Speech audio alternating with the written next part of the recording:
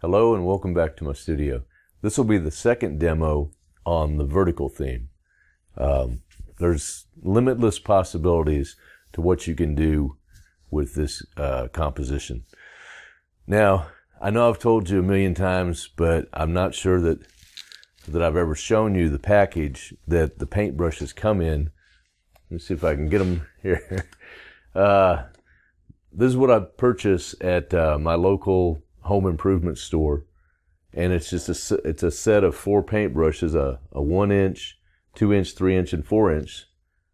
Sometimes the packages vary, and it might be a 1.5-inch or something like that. But anyway, it's a variety of sizes, and it's less than $20 for four paintbrushes that work great for the kind of work that we're doing in most of the demonstrations that I give you.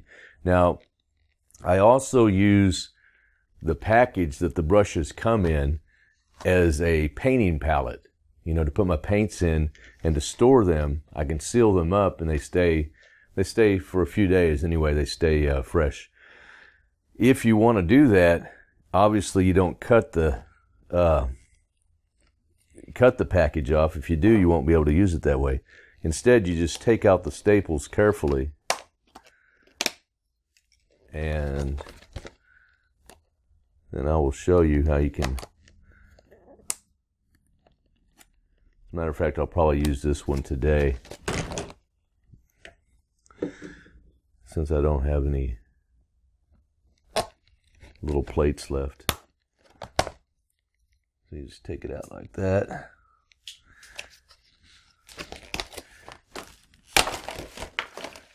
Get rid of the paper.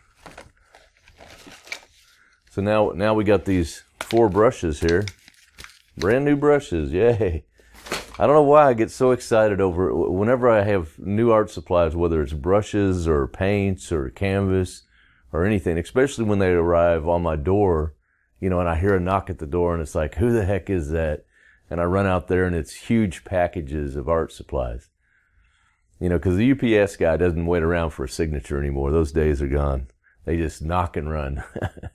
Anyway, but I feel like a little kid on Christmas or something.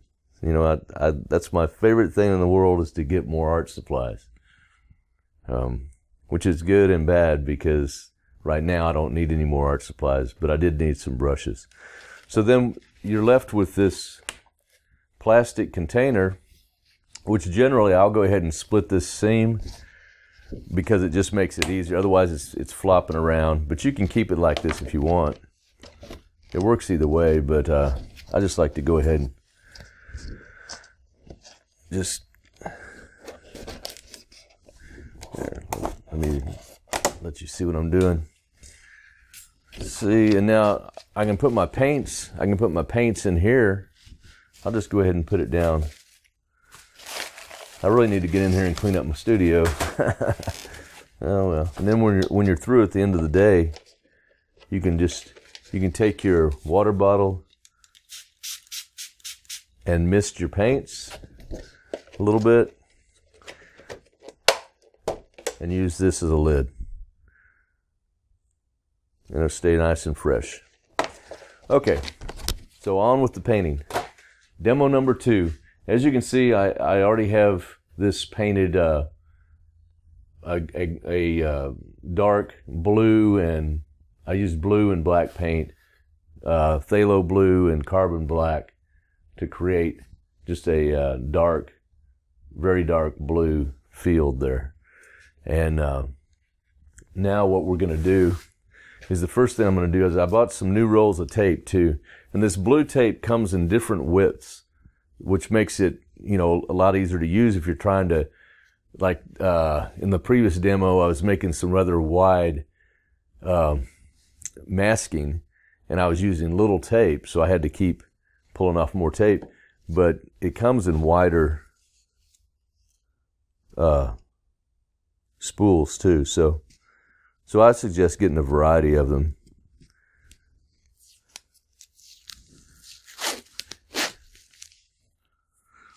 Now, I know in the last demo I talked about not not wanting to get any parallel lines like, you know, like this. But I did that intentionally on that particular design. I mean, it's a design decision that you have to make when you need to make it, I guess, when you start, really. And you need to, you know, keep with it across your painting. But in this one, I think I'm not going to worry about that so much. Like I said, although I'm going to start off slaying them, there's a million ways that you can use this design theme, okay?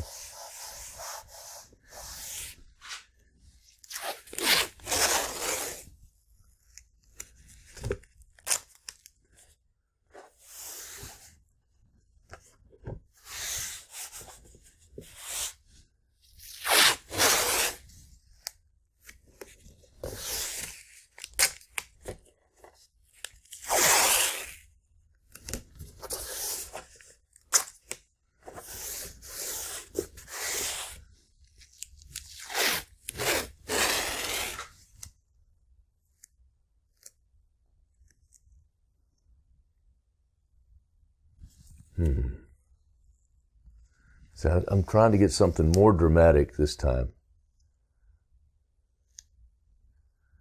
There. Okay, and you'll notice, like, I didn't divide this. When it came to making this X mark, if I divided it evenly, then it would split the canvas. It would split this canvas right in the middle. And I think it's better, you know, to divide it in such a way that it splits it, you know, not right in the middle, like either below or above. Okay? It's going back to the basic rules, like the rule of thirds, and just keeping that in mind as we create our design here. And now I'm going to take the smaller tape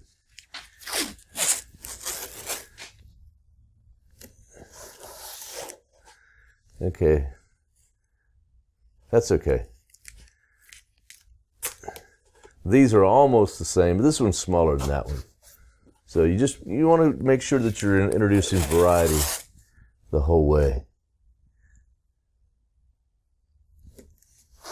At least I do. Okay. And keep in mind, whatever you're masking, that's what's going to not get painted in the next step, in the step that we're fixing to do.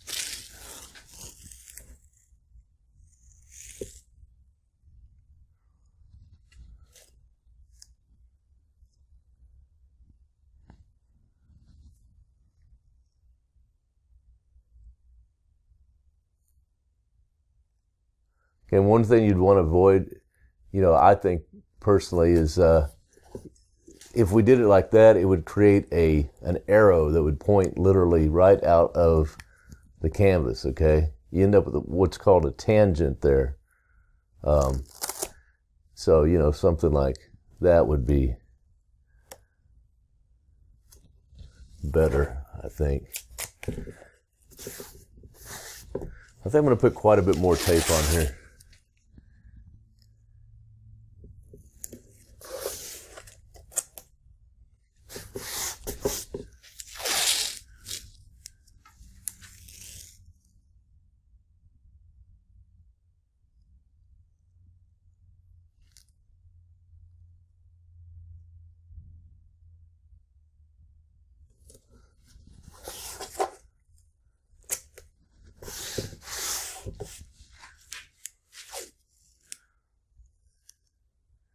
Okay.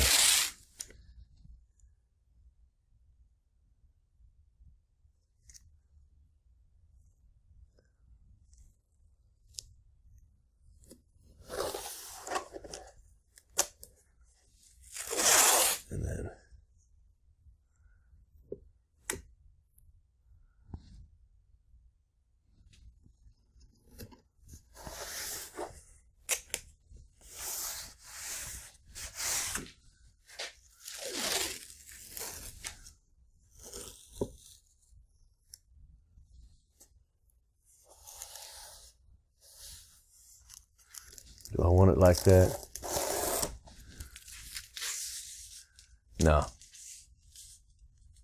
You know what though? I want to reserve some of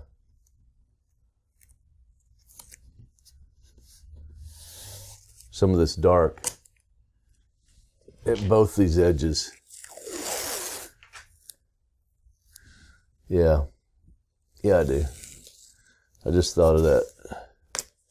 Because I'm fixing to paint a really light color, and I don't want the light color at the very edges. I'd rather have it framed with dark edges. Okay, so now I'm just going to come in here and using gesso,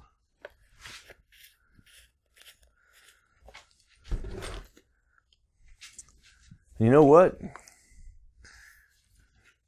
I'm going to try this teal. I'm just going to see how this does. This will be a limited palette of cool colors. I'm using the Golden Fluid Acrylics teal, and this is a pretty nice color. Put a little bit out there. Get one of my brand new brushes. Naturally, I don't have my water set out. Oh, Lord. All right, be right back. All right, I got my water. I got a pretty good sized brush. This is a 3-inch brush. And I'm going to grab some of this. Well, I got a lot of water on there. I didn't want that much water. When you get too much water on your brush, just take a paper towel and, blot it out. Or if you're in a studio like mine, you can just put it on the wall. There you go. I needed some more blue on the wall. So I'm picking up some of this teal, and I'm going to put a little bit of the white gesso just on one side of the brush. Okay. Well, I'm actually putting quite a bit on just one side of the brush. I'm going to pick up a little bit more. About like that. A little more blue.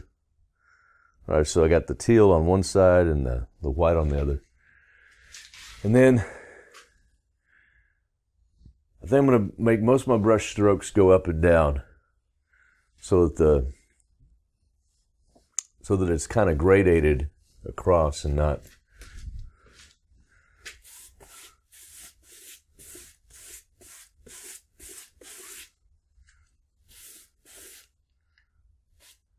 Okay. I needed more white.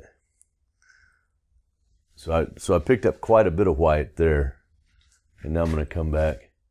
And I'm not going to, as I paint this, I'm going to move around the canvas. I'm not going to just paint from one edge to the other. Okay?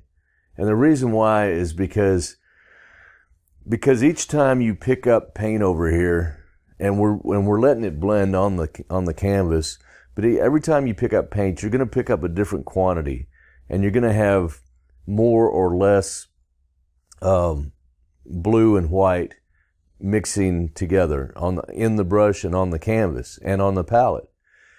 And so if you start at one side and just move across, then it's like it's going to be noticeable. It's going to look like that's what you did. If I'm hoping I'm making this clear. It's just a better strategy, to move around the canvas, even when you're doing something like this. So I'll come over here and keep picking up some white, because that blue is stronger than I thought it was.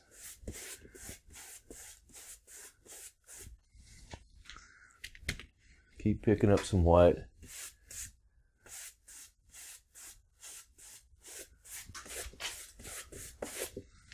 Okay. Now I put white on pretty much all the brush, and I'm going to come right in here. That teal's a lot stronger than I thought it would be. But that's okay. We can always come back over these if we want to.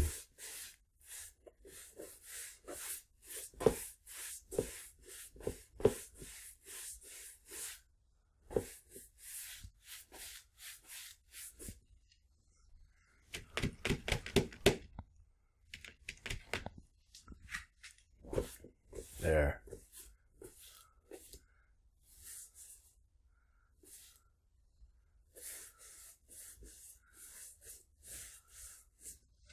Okay.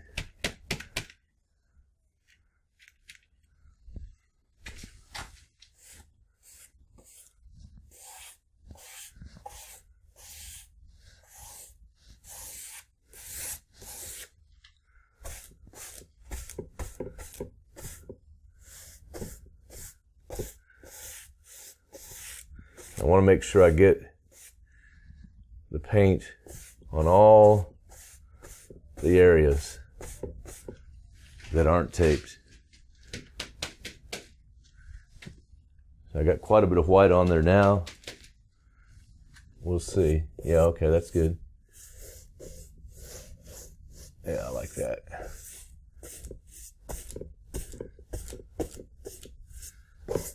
Okay. And I didn't pay too much attention to the sides on this one. I'm going to let them be dark. I don't usually do that, but I just made that decision today on this one.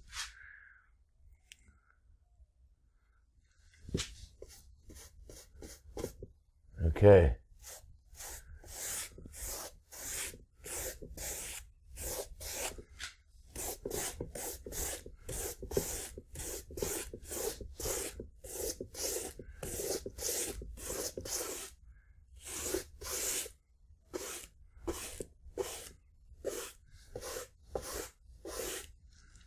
All right. I think I'm going to go ahead and take the tape off and see what we got.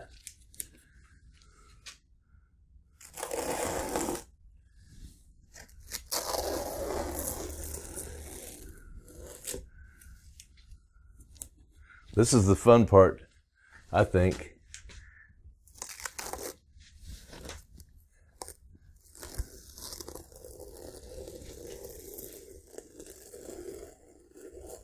Is revealing what we just created, because it's kind of we were kind of doing it blindly. I mean, not really knowing for sure how it would turn out. So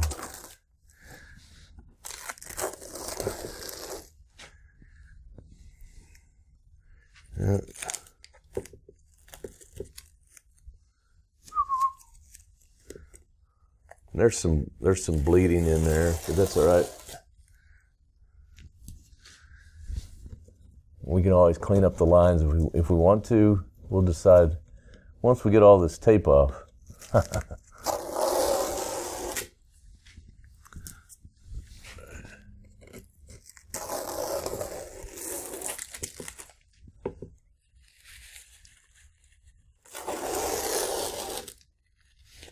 All right.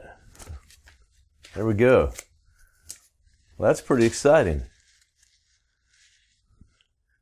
See how easy that was? Now, if I wanted to, I could come in here and touch this up, but I like the way that did that. I couldn't have planned that, but I think that makes it look pretty cool right there. Yeah, I like it. Well, that completes demo number 2. I hope you enjoyed it, and I will see you back in here for the next demonstration.